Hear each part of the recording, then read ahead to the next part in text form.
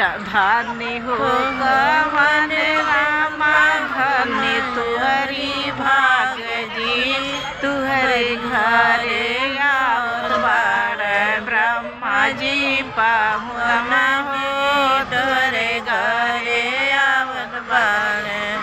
हो खीर लिहनी अक्षत लिहनी तिला चाउजो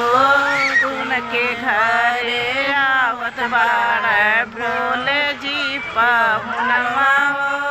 उनके घरे आवत बाड़े धन्य हो कवन बाबू धन्य तुहरी भाग जो तुहरे घरे आवत बाड़े शिवजी पाहुनवा हो तुहरे घरे आवत बाड़े हो कवन रामा धन्य तुहरी भाग जी तुहरे घरे आवत बाड़े शिवजी पाहुनवा हो तुहरे घरे आवत बाड़े घीवल मेटवा का घीवा करिला हम हमाना हो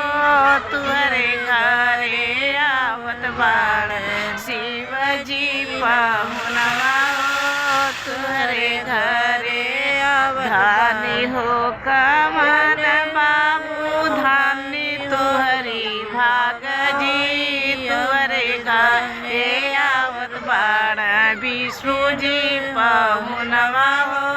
तुहरे घरे आवत बाड़े घीव लिहनी अक्षत लिहनिया माँ पालो जी खोरवा में घिवा के कैलिया पहावनिया हो खोरवा में घिवा के कैली तोर हावनिया हो खोरवा में घिवली धन्य हो कवन रामा धन्य तुहरी भाग जी तुहरे घरे आवत बाड़े शिवजी पाहुनवा हो तुहरे घरे आवत बाड़े घीव लिहनी अक्षत लिहनी तिला चाउर जी घरे घूमे हमना करेला तुम्हारे आंगन जी घूमे धन्य हो कवन बाबू धन्य तुहरी भाग जी तुहरे घरे आवत बाड़े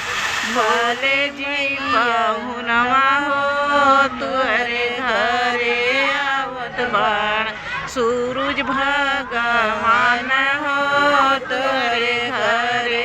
आवत बाड़े ऐसे लगाते हैं।